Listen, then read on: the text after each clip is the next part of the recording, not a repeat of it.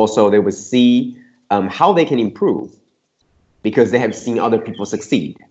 So to share successful stories as well as the pitfalls that they have encountered. So that is what recently this week is going, it has been. And that's why we have very few people here today. We have Master De Huang here. But other than that, just the two of us. Everybody else is still busy at work. And I myself, I'm the MC for the Board of Directors meeting. It begins at 9, so my schedule is also very tight. But this is important, so I made sure that we should continue this. That's why I'm still here. Brother Joe is actually part of the staff that is helping to make it happen. So he hasn't been around since 3 a.m. I think. So just to let you guys know what's happening here today. But we will still continue on, even though our Lotus Sutra master's lecture in the morning has paused for a few days to chant the Lotus Sutra until the 20th.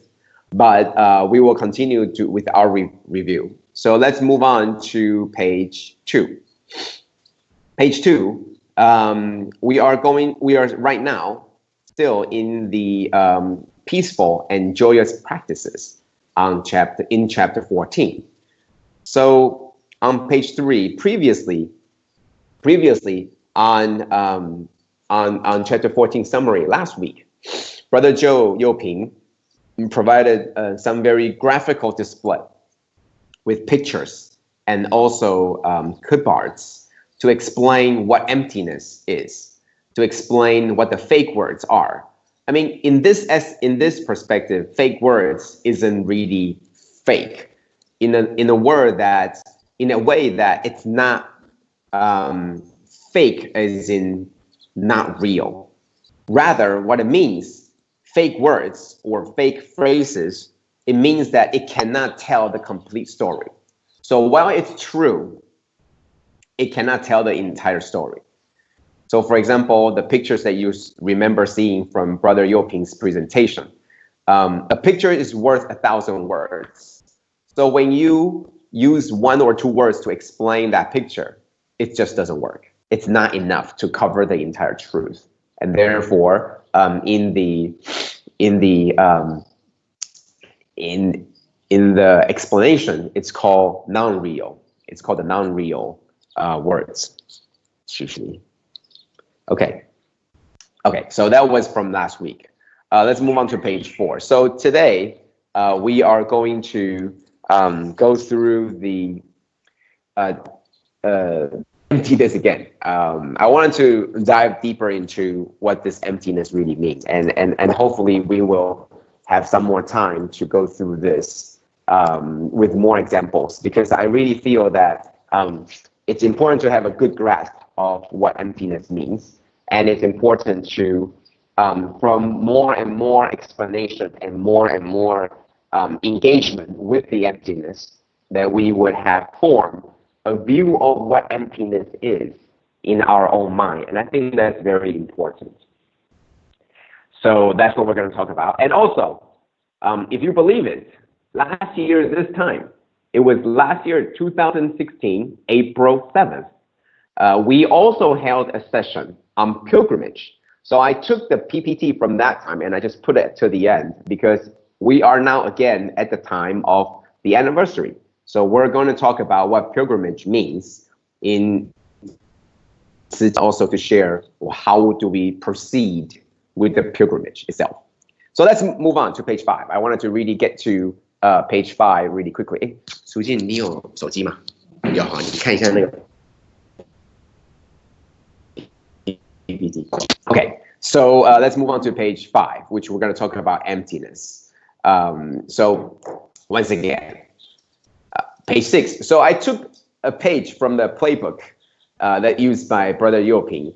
He uses a lot of pictures and also graphical description, which I thought was very interesting and also very good. Also, I mean, we are learning every day, so I'm more of a verbal guy. But using the picture actually can explain a lot more. So on page 6, we're always talking about the middle path. And I wanted to talk a little bit more about what this middle path really means. You can see this picture on page 6. There are the side to the left, and there is a side to the right, and we are staying in the middle. And that is why it's called the middle path. And in another word, there's nothing so absolute, right? There is no right nor wrong, or no left, no right, and it's not, bad or good. It's something always in the middle. Let's move on to page 7. And in another word, it's actually just the right amount of mix.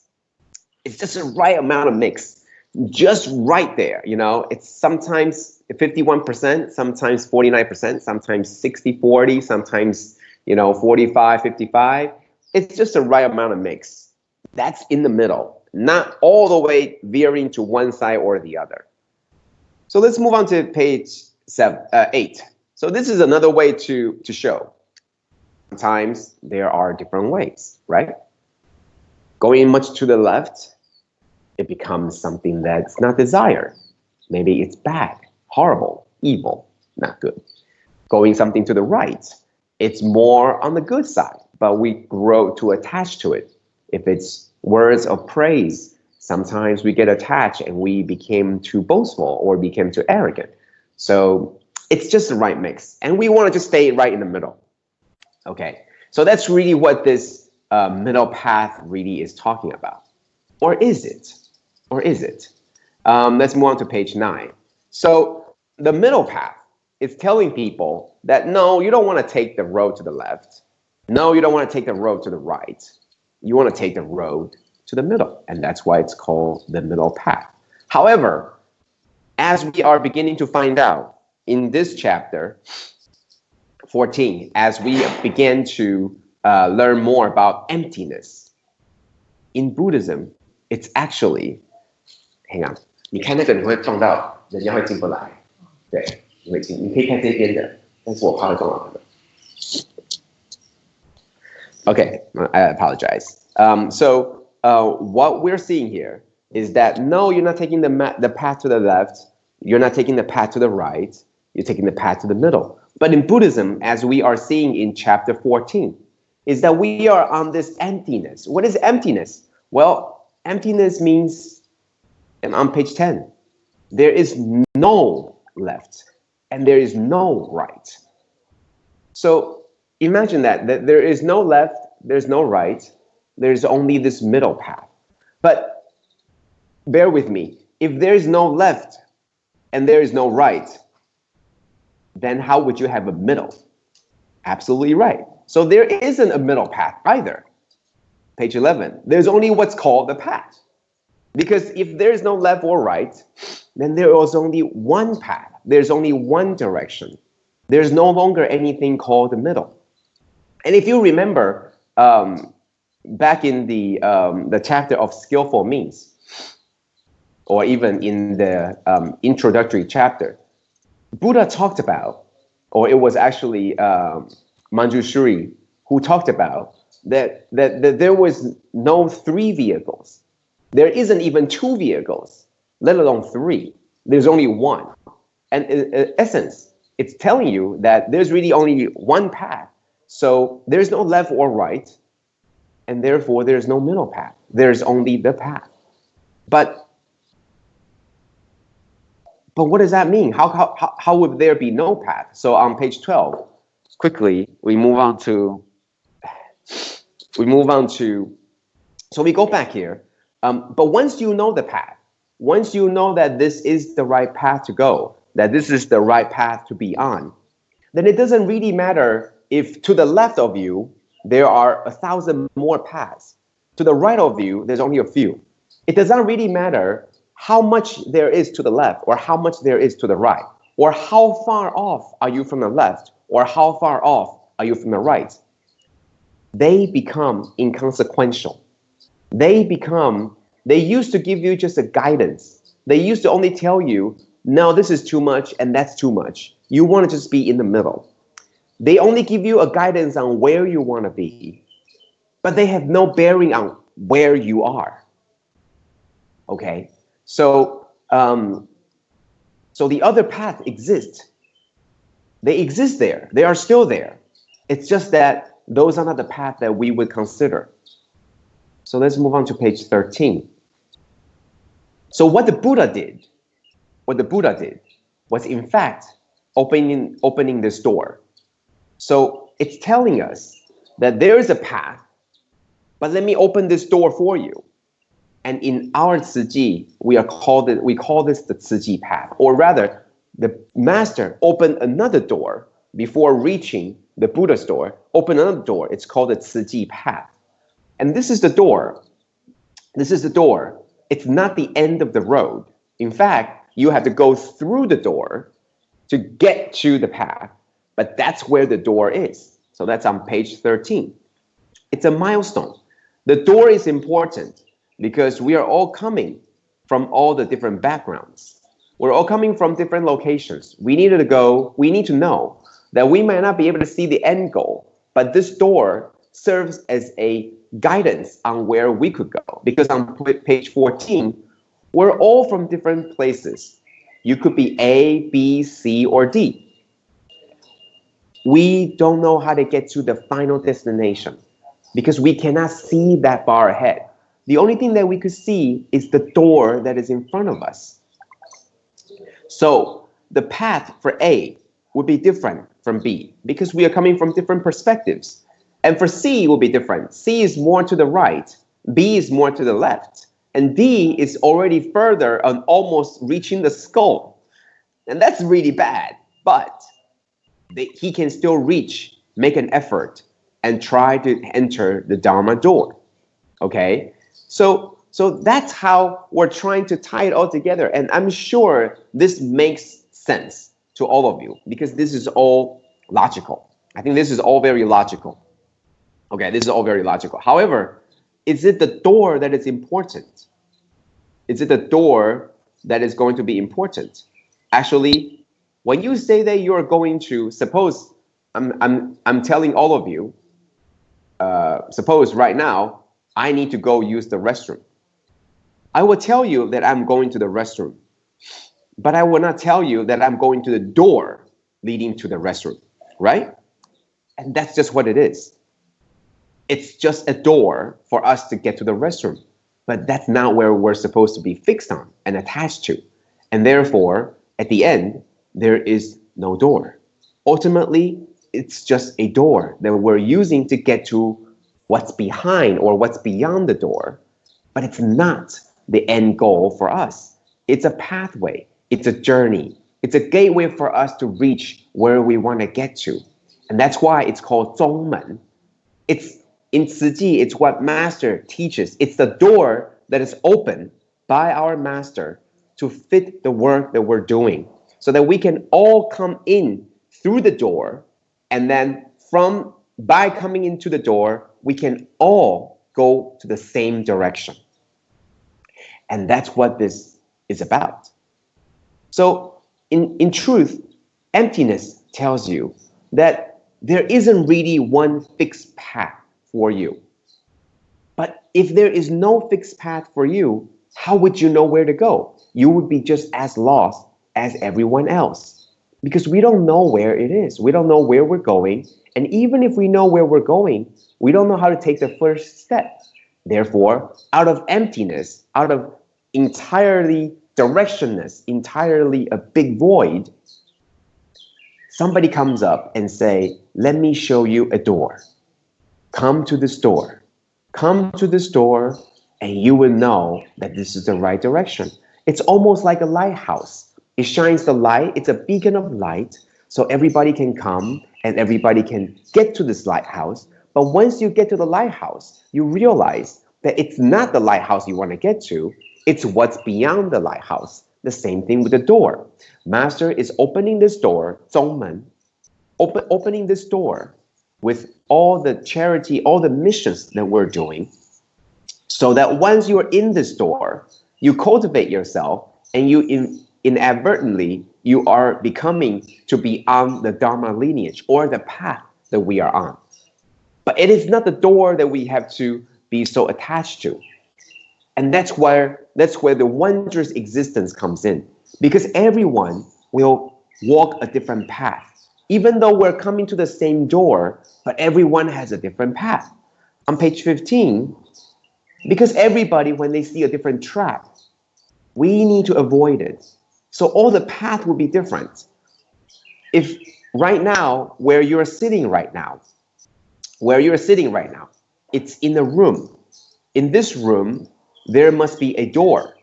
So for every one of you, your path to the door will be different. Some of you, there will be a table between you and the door. So you must navigate around it. For some of you, the door could be behind you. So you must turn around and go to the door. But once you get to the door, it's not the door. You realize it's not the door that you want to get to. It's what's beyond the door because you want to exit the room. And that's what emptiness really is. Emptiness means don't be too attached to a particular specific way. For example, make a left here, then make a right, then take 45 degrees, and then you will get to the path. Well, that is good to avoid these particular traps for your perspective. But for somebody else that's in a different perspective, if you follow the same direction, you will fall into the trap. Same thing. If you were to tell me that the door is behind me, so everybody turn around and you will see the door. Well, for those of you that the door is not behind you, if you follow what I just told you, you will not find the door. So that's what no attachment means. Don't be attached to one particular way to lead you to the path. So it's not one particular way. However, everybody needs to figure out how to get there. So what Master teaches us isn't the right turns and the left turns and the 45 degrees and how to look, but it's rather how you can figure out where to get to the door, where to find the door, and where to get to the door. So on page 16, it's a picture of a bike with training wheels. It's like these training wheels, because they exist, because there's one on the left and the one on the right. The parents can always tell the child, the middle one is the one that you want to use. That's the one. But eventually, the left comes off and the right comes off, and there's no more left and right. And that's what's important, the middle wheels. And it becomes natural because you have ridden the bike so much that you know that it's the middle wheel that you need to use. But after so long, when you're so very accustomed to riding a bike, it's no longer the fact that you're using the middle wheel. That's the importance, right? The important part becomes, where are you going with the bike? So that's the emptiness of no attachment. Don't be attached to the left, to the right. It's the middle. But eventually, there is no left, there's no right, there's no middle. It's only where you want to go and where you are going. So on page 17, that is why, with enough practice, you will know how to be on track. That is why, with enough practice, when you have done this so much all the time, you will know how to ride a bike without the left or the right. Just do it. So on page 18, that is why in this chapter, so I'm going a full circle back to what this chapter is doing. That's why this chapter tells you the right and the left, the do's and don'ts. Don't do this, or you should remember to do this. And the previous chapter, remember to endure, remember forbearance. These are the things you should remember. And in this chapter, it tells you, these are the people you should not be associated with. These are the places that you should not go. Don't talk to these people. You should behave a certain way. These chapters are giving you a very good guideline about the left and the right and the wrongs, the good and the bad. But it doesn't tell you where you should be in. It doesn't tell you the direct sense of where the middle is, because everybody needs to figure out for themselves. This is just a guideline about these are the cases that you should think about, and the true wisdom will grow from within understanding this. It's like right now, whichever room that you are in, if you come to this room very often, even if you close your eyes right now, you will find a way to the door. Like right now, if I close my eyes, I sort of have vague memory, but I remember the door is to my back. So I can directly turn around and then go to the door, and then I'll exit the door. I'll find it without a problem. But if you don't come to this room often, in another word, you are a novice in this path, on this path. Then once you close your eyes, you don't know your bearings. Then what to do? Then somebody else would say, well, reach out your arms and start touching, and then you will find the wall. And once you find the wall, you follow the wall, and then you will find out where you are, and then you will eventually find the door. But for the people that are much, much more advanced, they could care less about where the walls are. The walls could be 10 meters to the left and 1 meter to the right. It will not matter, because for them, they already know where the door is. They do not need to reach out with their arms to touch the left and the right. They would know exactly where the path is.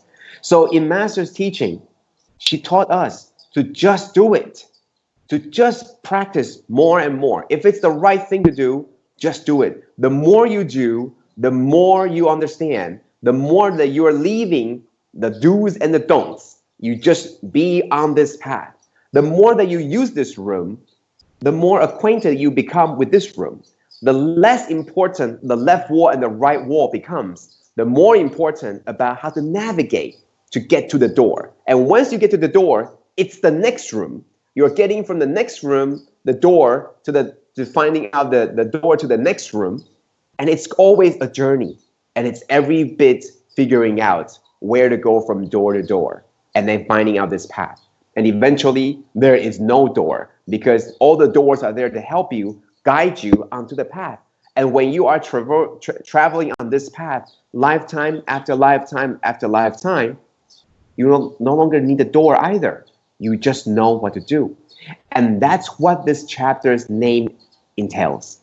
The name of the chapter is Peaceful and Joyous Practices. Because when the Bodhisattva is on this path for lifetime after lifetime, for eons after eons, there is no more do's and don'ts. There's only peace, because you would already know what to do. And when you're on this path, you will be joyous. You will know the right from the wrong, because there's no longer right or wrong. There is only the practices that you need to do. And that's what this chapter is about.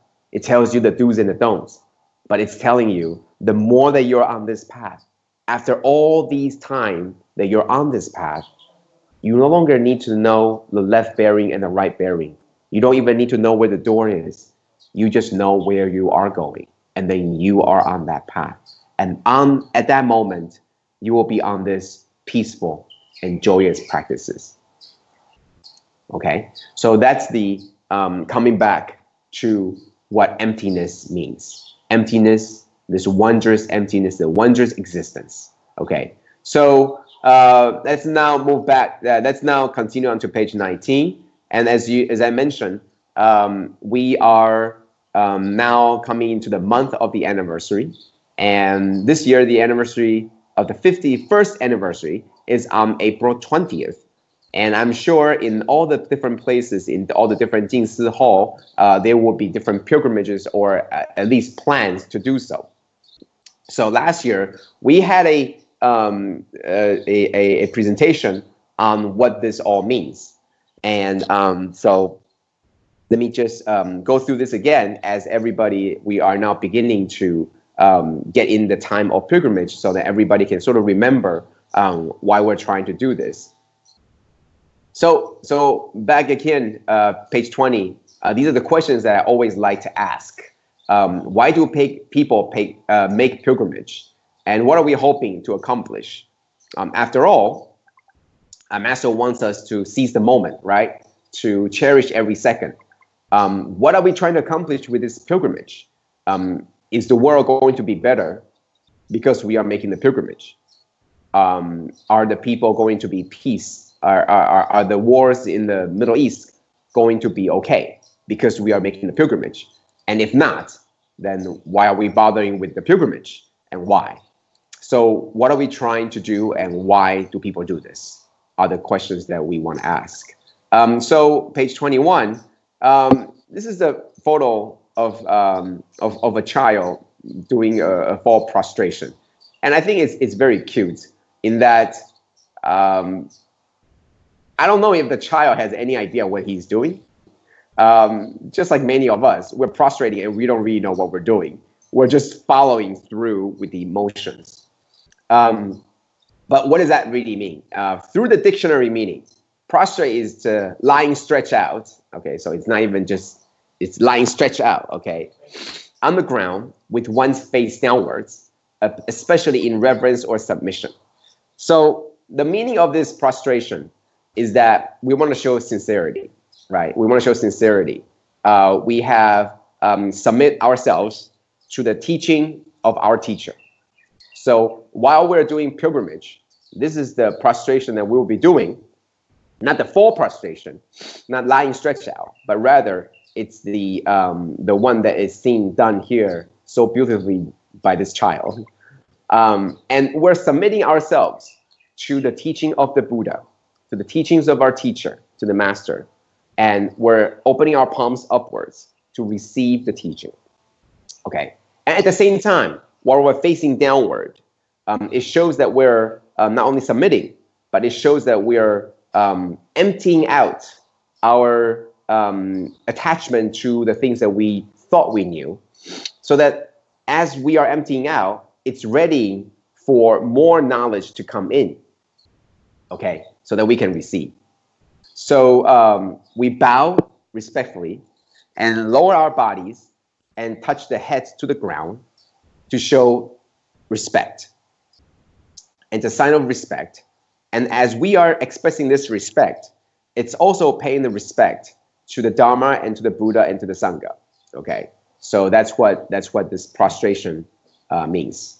So in a way, we are taking the refuge in the Dharma and also in the Buddha himself for the teachings. However, the most important part is to visualize what we are doing while we are taking the pilgrimage.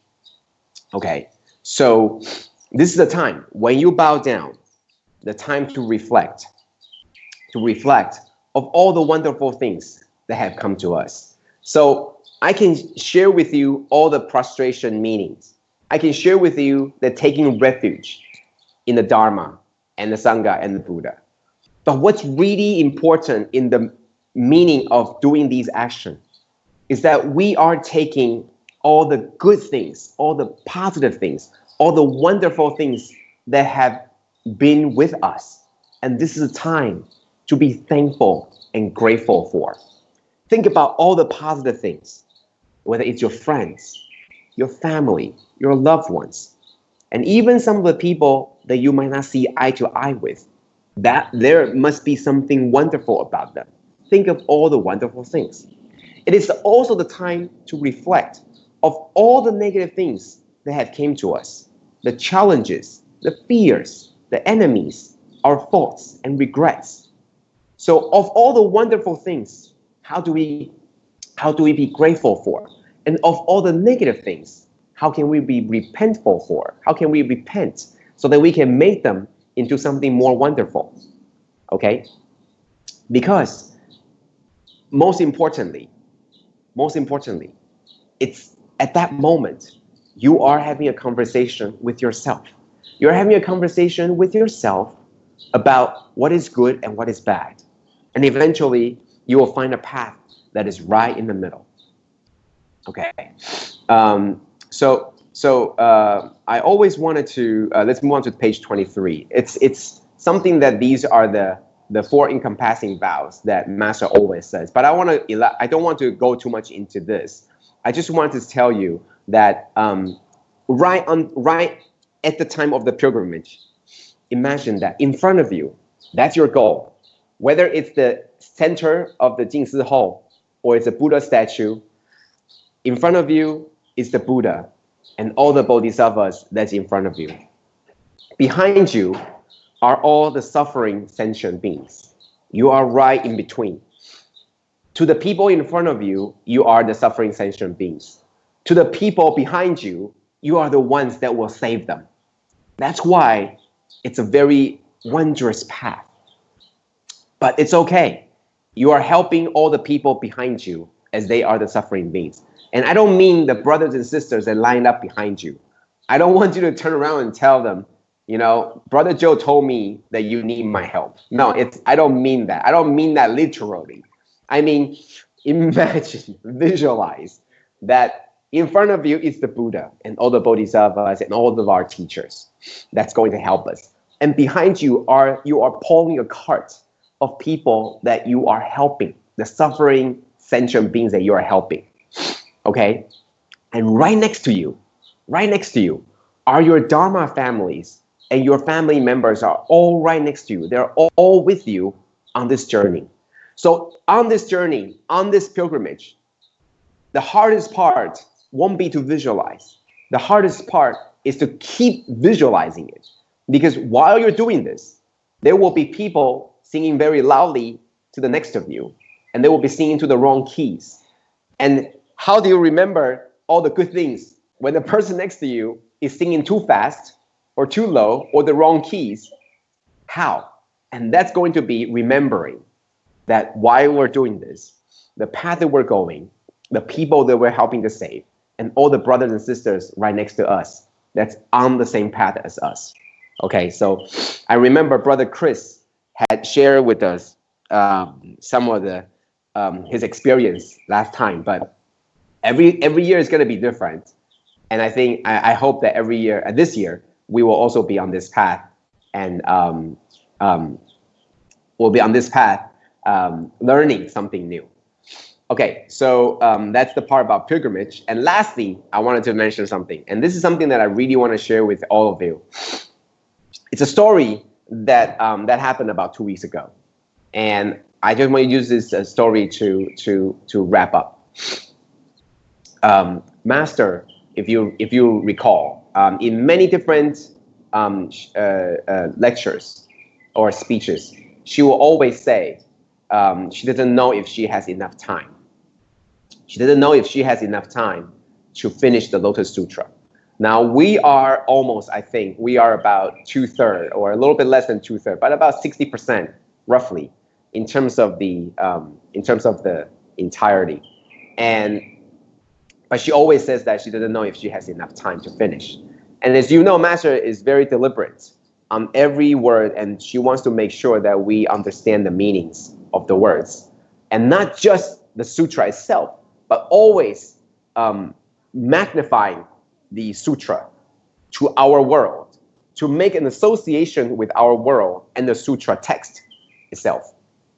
So she always tells you that I don't know if I can finish.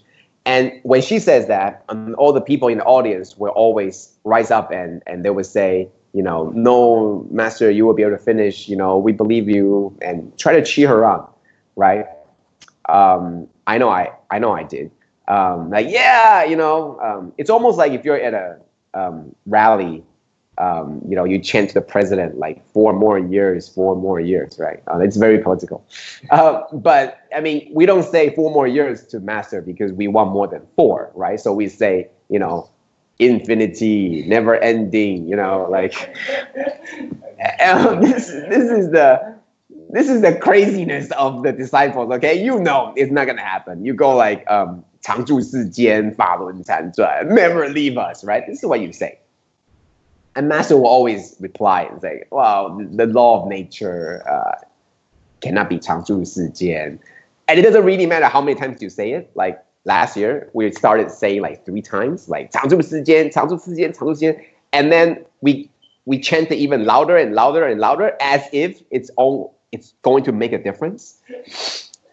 This is how naive we are. But anyway, I think the heart really counts. But anyway, so she will always say it's the law of nature. 2 weeks ago, she said the same thing. I don't know if I can finish. And we do the same thing. You could, Master, you could. But she replied, no longer with the word that says, it's a law of nature. But she said, if I could finish. Now, when she says that, everybody just paused because it's an answer that we weren't expecting. We were expecting, but it was something that was different. There was resolve in her words. She said, if I could finish. And then everybody paused to listen. What was she going to say?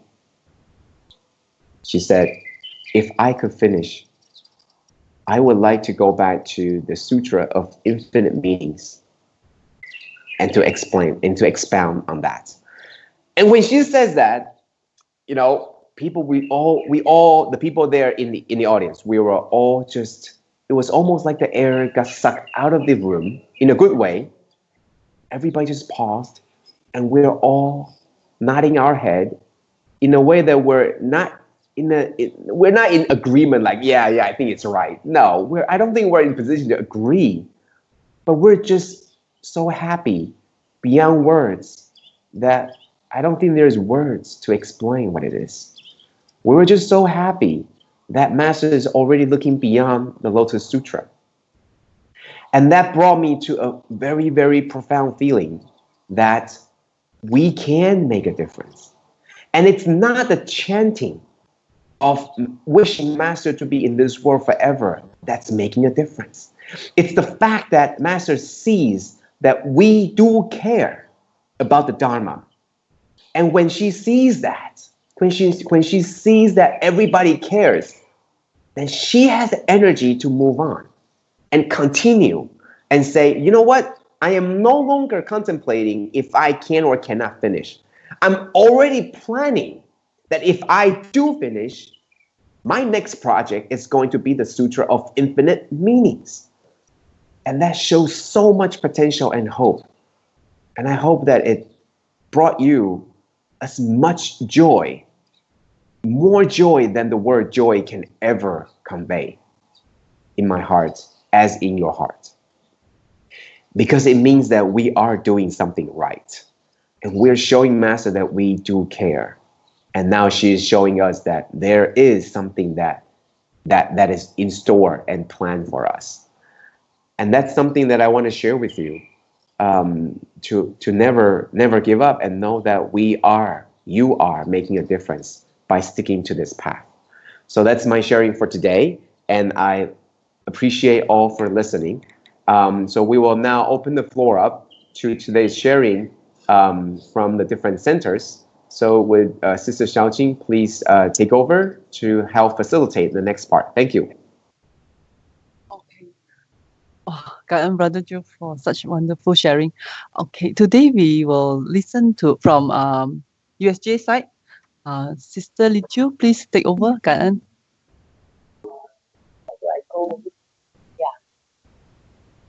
Yeah. Okay. Good morning. Morning, Sifu. Good morning, Brother Joe. Good morning, fellow brothers and sisters. Okay. Actually, I'm quite blur and with this.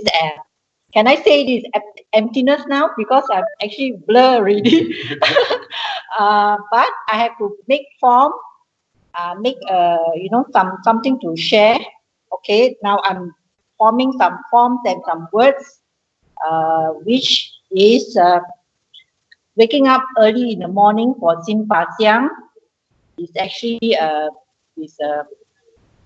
something which I look forward to every morning for the live caption. But when we come for the live caption with Master, looking at a Master in front live with us is different from just reading the live caption. The live captions come alive. When you look at Master, the way she teaches us is it gets into us, and I hope all the Dharma which Master teaches us gets into all our small cells in our body, to all our organs, to our mind, so that when we I'm so excited. So that when we have all these Dharma in us, implanted in us, in our small cells, in our organs, in our nerves, and all part of us, in our mind, so that when we talk, when we do our speech, when we do our actions, when we have thoughts, the Dharma will automatically come in. And will come in, and when we practice the Dharma, we will speak or action, and our thoughts are all with gentleness and kindness.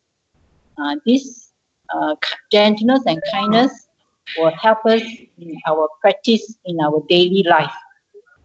I think, yeah, this with this implants and the penetration of the Dharma in us, I hope this is actually my view. This is all my view. So so that in my next, hopefully in my next life, will be carried forward with all the Dharma. That is my wish and my hope. Okay, I think that's about it.感恩, I think Brother Chris take over now.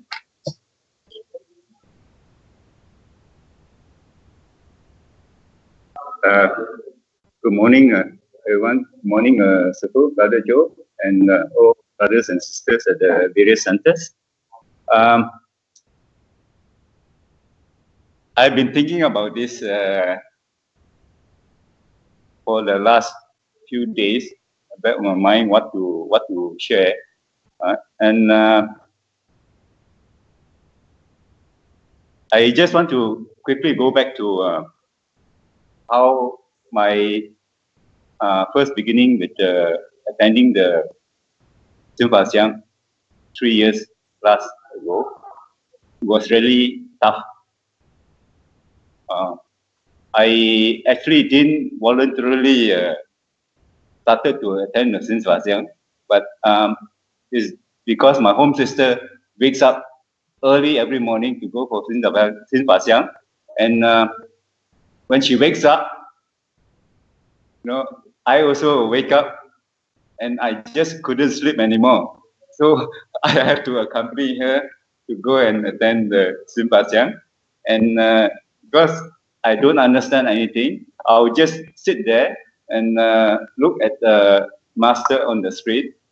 And then the first couple of weeks, I was really tired. I was yawning through the whole thing. I'm sorry to say that, but that was, that was how it was. And then suddenly, when I persisted, the next few weeks, I find that I don't feel tired. I don't yawn anymore. And I actually can focus on Master and what she's saying, even though I don't understand. But after that, when I still persisted and persevere with that, I find that I can understand more and more of what Master is saying, and I have picked up some of the vocabulary that she uses, especially those words that she keep using all the time, right? The 3 poisons, the 4, vegetables, all that. Slowly, I can pick them up, and I feel very energized, and I feel very excited going to the Symposium. And sometimes I wake up earlier than my home sister, right? And I have to get her to to hurry up and get to the center on time, Okay, so but now we have started with the live caption, right? Which to me was something really exciting and great to look forward to. And I really, I told Sister Suchi, I try to help as much as possible to get this thing going, to inform other people and see how we can, make it even better, right? because I believe in it. Right? The live caption is going to improve the English group understanding of the Dharma and what Master is, Master's Simpasian. But after a while of that, I find that now I face a new problem. I used to focus on Master, and then I was picking up some of what she speaking, right? Because I understand the vocabulary now. Maybe not much, but 15, 20, sometimes 30%, right? But now I'm looking at the caption and reading it in English, and I'm not focusing on what Master is saying. No, I'm not reading her lips, and it's not going inside, directly, right? Is from the screen, from the translation team. So I find that I'm getting second-hand, information. It feels that way, right? So then I'm losing focus. I used to take notes last time, right? When we don't have the live caption. Now I find that, wow, this is such a good opportunity. I don't need to take notes anymore. It's done for me, right? So I became very complacent, and I'm just losing my drive and my energy. Now I'm at this stage where Brother Jeffrey is saying, oh, maybe you can help us to do some of the live caption, right? So I help them to type in the sutra that was already translated. Then I lose more focus on Master's when Master is speaking, because I'm busy doing something else, right?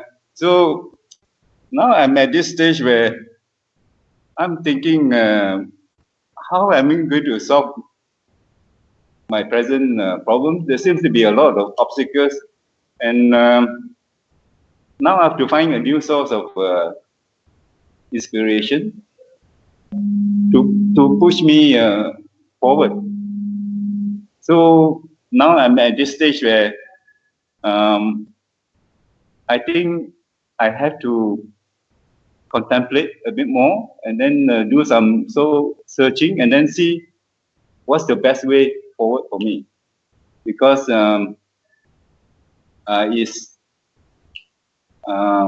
it's not going well for me, right? Things are getting too easy for me, and I'm not used to getting things so easily. I believe that I should be working harder so that I can gain more, but I'm not. Okay, Kana?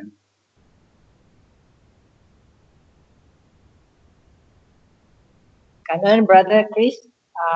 Sister Siu Ching, can you take over now? And Sister Li Chu and Brother Chris for the sharing. Now let us hear from Brother Joe and Dharma, all in Dharma team. Ka'an. Okay. First of all, it was wonderful to hear the sharings.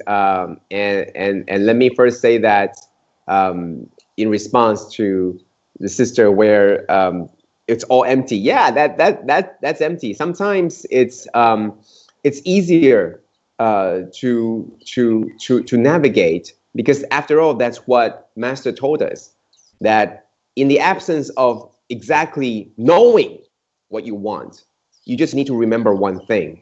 Turn on my video. I thought my video is on. I think my video is on. Is it all? I think my video is on. Yeah, okay. Okay, the video is on. Okay, thank you, thank you. Okay, so Puchon would have to make sure that you're have it on. All right, so let me continue. When you are not certain about where to go, if what you are doing is already right, then continue to do it. Just like what Brother Chris says, right? Continue to do it. It seems right. I mean, I'm not going anywhere. The sister is already woken up, and can't go to sleep, so I might as well do this. And he continued and he persisted, and it worked out. Okay, so sometimes we have too many views, and that deviates us from what we're supposed to do. We have too much analysis, and it's called the paralysis through analysis. Too many analysis that you forgot or you don't remember what you're supposed to be doing.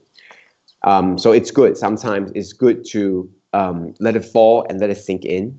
And when your view and mind is so clear and empty and void, sometimes it just gives you the path that is the easiest, that is the most straightforward and the simplest way to go. And in response to what Brother Chris says, I think you have, in a way, I think all of us have, in a way that when we have reached a certain point, that we have grow to a certain point that it becomes a bottleneck. And it's like you said, we need to find a different inspiration. And I would like you to, if possible, go to, I think the 4th, April 4th, that day, Master specifically talked about, and even I think yesterday, on Life Wisdom, I think, talks about the importance of transforming yourself, okay, in order to transform others. But there will come a time when you can no longer transform yourself because it might be difficult, or maybe we don't have enough wisdom yet. Then it actually helps to do something to service others. And in the process, you will be transformed as well. Let me give you an example. In the past, when we used to take notes, it's our own understanding and it's our own growth. When we see something really good, we copy it down. And we can use that, what's copied down, to remind us whenever we are encountered with a difficulty or challenge, this is how we can overcome it. We'll always remind ourselves of this and it will help us. That's when you're copying down. And it was easy because the only person that was using it was yourself. But on the other hand, what we're trying to do with this live caption is no longer about how you can help yourself, but how we can help other people. So like you said, we have to do more work. Because if, for example, in the past, you just have to scribble something very quickly and a shorthand, something very quickly that you know that when you read it, you can understand. But when I give it to another brother, he's going to read it and he had no clue what you just wrote because he's not you. So before it was easy to understand for yourself, but now it's not enough to do this on yourself. You have to do this for other people. And when you do this for other people, you realize that you have to digest it. You have to think about it first. You have to be at peace so that when you write down, your handwriting is legible. So that when you write down, you organize it in a way that other people can understand. And when you do that, it's actually bringing you closer to the Dharma than the figure that is master that is in front of you. And that's something that we have to be very careful of. We are all walking to the door. It's like in the example that I gave you. I'm telling you, I need to use the restroom, but I'm telling you, I am going to the door to the restroom. But no, you're not going to the door of the restroom. You're going beyond that door because you need to use the restroom. You're not stopping at the door. And that's what we're trying to do. Okay, so live caption is just another way. If you're a part of the team, it's just another way for us to internalize this Dharma, to be able to digest it, absorb it, and then be able to share with more people. Like you said, this is secondhand. Yes, it is secondhand. How can we improve it so that this secondhand is without a doubt as close as the first hand, as close as what Master is trying to say? And remember, all the words that Master says, even though it's the first hand from Master, but like what last week Brother Yoping said, right? These are fake words. And I want to use the word fake very carefully. It's not the literal fake. It's just a word they failed to completely describe the entire truth, but it has a part of the truth. So once again, hearing it firsthand, doing your own notebook, that gives you part of the whole truth. Taking it in, trying the live caption, secondhand information, it gives you a different part of the truth. To do the live caption yourself, listening in and then organize it and try to come up with something that after you absorb it and try to share that in a way that other people may be able to understand better from a different perspective, that's a different part of truth. So when you have gone through all these parts of the truth, the truth that you know become an even greater part, and that's how we grow. So in essence, if we're always sticking to the same path, yes, we're going to hit a bottleneck or we're going to hit a rock. It will be big and we would have to go around it or go over it. And that's what perhaps you are facing. And I think it's wonderful because only through these difficulties that you know that you're growing, and the fact that you will know that you have to overcome something. Otherwise, like you said, it has become too easy. Even when you're just copying down the notes, even if you're just picking up words here and there, you have grown. It has become too enjoyable, too good for you that you have forgotten. Maybe there are actually more to it than just that. So this is exposing you to something greater, something more. And this is what Dharma is. There's always a different path to that Dharma door. And the Dharma door isn't what we're going to. It's what's beyond. But the door is just a milestone for us to see and to know that that's the place that we want to get to. Okay, so I hope that answers or at least provide a different perspective for Brother Chris. We can always discuss more, but it's wonderful to have this discussion with all of you. Especially, it's a very it's something also very close to me. And let me share with you, because we had to do the live caption, it is not as easy, but it has allowed me a greater opportunity to grow, a greater opportunity to be exposed to something different, a different feeling and emotion toward Xun Fa Xiang itself, toward the different people that would be listening.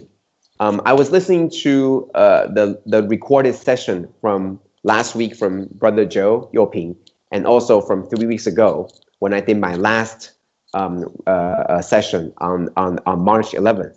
And I mentioned to everybody that at that time there were the Philippines volunteers, and we were sitting there, and it still stuck to me that this is how I imagine live caption to be. When all of us, we're all sitting in the same place, whether you are in Philippines, Malaysia, in Taiwan, US, or anywhere. When Master is speaking, we as disciples are all there. Whether you know it or not, our thoughts are all there. Whether you are physically there or not, we're all there. And there will be people that don't understand what she says, and there will be people that explain what she says. There will be people that are busy writing down something to remind themselves, and then there will be people busy explaining to other people.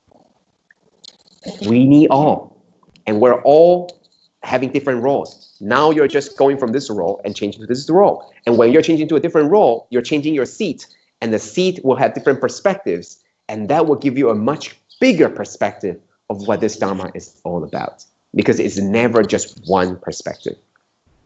Okay, so congratulations on being exposed to something that is more difficult, because after all, without difficulties, this path you would not be able to overcome and become a better self than who you already were. So 3 years ago, when you began to wake up early, going from yawning, going from not yawning, going from be very interested, going from going to become very interested, and now you're going from benefiting yourself to benefiting others, and then doubting, are you benefiting yourself and not benefiting others? Well, these are all part of the journey. So wonderful. And we look forward to hearing your sharing more about how this journey is going. Just like how you share with us your last pilgrimage.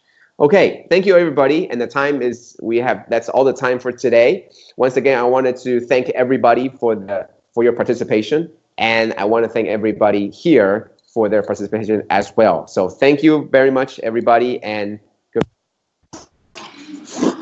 bye-bye, everybody. Okay. Brother Joe and Sister Suti. Okay. Okay. Bye-bye. Bye-bye, everybody. Bye. Continue with that. Okay, very